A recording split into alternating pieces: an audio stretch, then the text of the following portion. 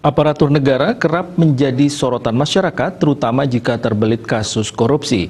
Dampak korupsi tidak hanya mencemari reputasi lembaga negara yang menaungi aparatur negara bersangkutan, tetapi juga menurunkan tingkat kepercayaan publik. Oleh karena itu, lembaga peradilan sebagai pihak yang memutuskan berbagai perkara, termasuk tindak korupsi, wajib bebas dari korupsi. Lembaga peradilan wajib bebas korupsi agar masyarakat percaya segala putusan yang diambil terhadap berbagai perkara memang putusan yang adil dan terbaik.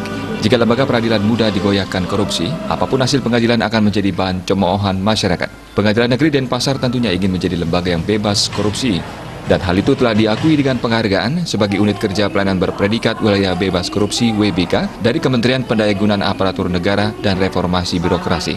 Serangkaian Hari Anti Korupsi, Ketua Pengadilan Tinggi Denpasar, Zaid Umar Bob Said menyampaikan, hal ini hanya bisa terwujud jika seluruh jajaran Pengadilan Negeri Denpasar memang menjunjung tinggi integritas dan tidak tergiur untuk melakukan berbagai macam tindak korupsi. Meraih WBK ini bukanlah pekerjaan pribadi, ya, tetapi merupakan pekerjaan seluruh warga Pengadilan Negeri Denpasar yang dipimpin oleh Ketua Pengadilan Negeri.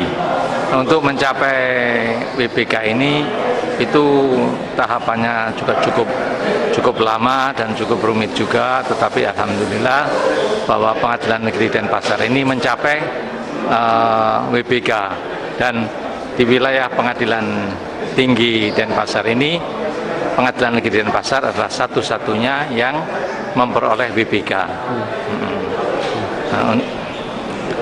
Ya, diharapkan tahun depan Pengadilan Negeri Denpasar dan Pengadilan Negeri Gianyar berusaha untuk memperoleh WBBM.